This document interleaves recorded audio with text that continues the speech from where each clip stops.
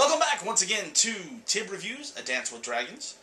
We are going to discuss Chapter 6 in this review. Chapter 6 is an interesting chapter in that it introduces us to yet another character that, well, I guess we were aware of, but we've never really had any interaction with him before, and that is Quentyn Martell, the Merchant's Man, as he is introduced in the beginning of this chapter. So, before I get started, this was maybe one of the things that pissed me off the most about A Feast for Crows is that we learn about the Martells, and we have this whole plot where Doran Martell's daughter, kidnaps the Lannister girl, and she's gonna go back to King's Landing and declare a Dornish law somehow and make her the queen of. It doesn't really matter. It didn't happen. Spoilers. And now, we spent that whole, that may be the worst chapter, that was the hardest chapter I maybe had to read in this entire series, which was her in a room, not allowed to talk to anybody. And I had a friend point out that the whole point of that chapter was to make us feel that desolation. Well, he nailed it.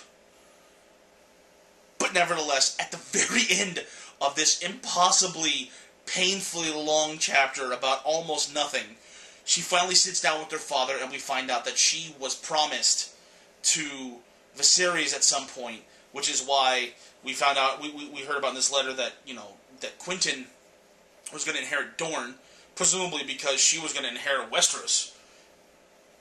But we literally get this much of the plot, and then it kills it, and that's it. That's all we get. I hate you, George R. R. Martin, sometimes. But, nevertheless, story picks up now with Quentyn. So, Quentyn is in Volantis, which is interesting, because, we just heard that's where Tyrion's heading to, so, maybe that's, I don't know.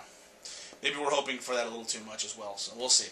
He is trying to get out of there, though. He's trying to leave Volantis, and nobody really wants to go. Because he wants to get to Daenerys, and nobody's heading out there because all sorts of wars getting ready to break out, and bad things are happening.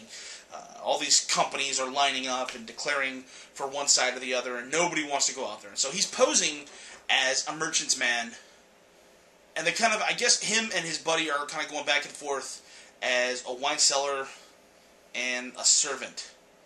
And there were more of them, and they were all kind of rotating the roles at one point. I guess everywhere they land, they kind of change roles a little bit. Change places!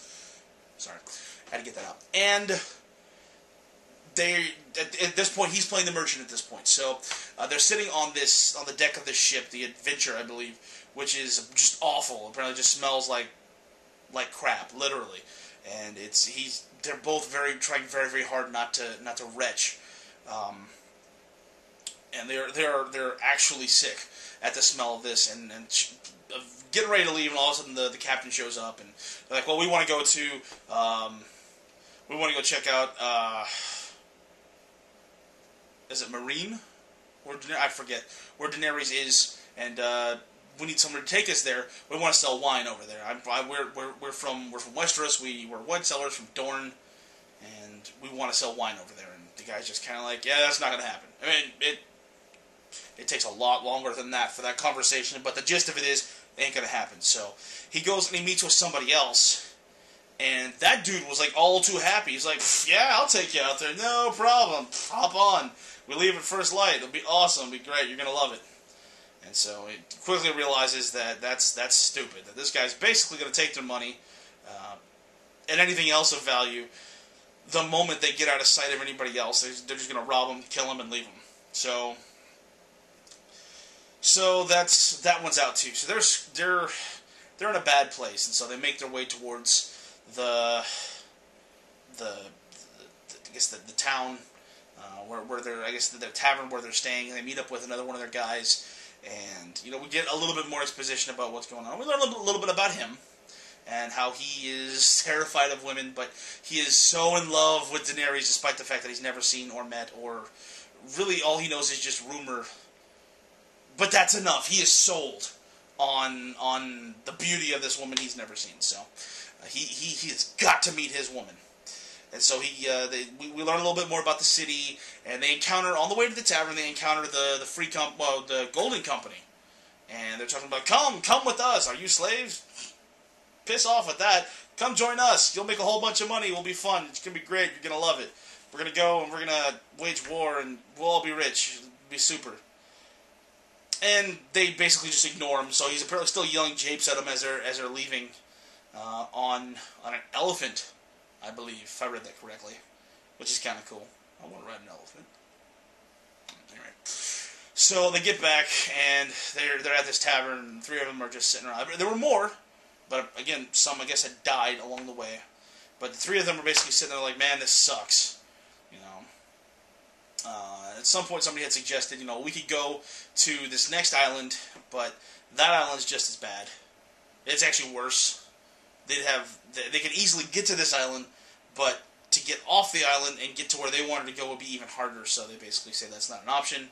And so at the very end of this chapter, his buddy basically says, well, I mean, if you're dead set on going after this woman, I got an idea.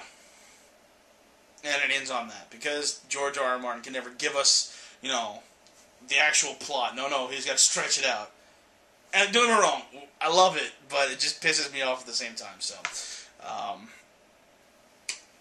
we're going to go ahead and start a prediction here. So, anybody who doesn't want to hear anymore, we can go ahead and stop. You can stop this video. It's okay. We're done discussing the chapter, what happened in the chapter. But my prediction here is that this plan is going to involve him joining with this Golden Company and making his way out there, who would actually be fighting Daenerys' forces, but would, I guess, at least it would get him there. I don't know if it's going to happen or not.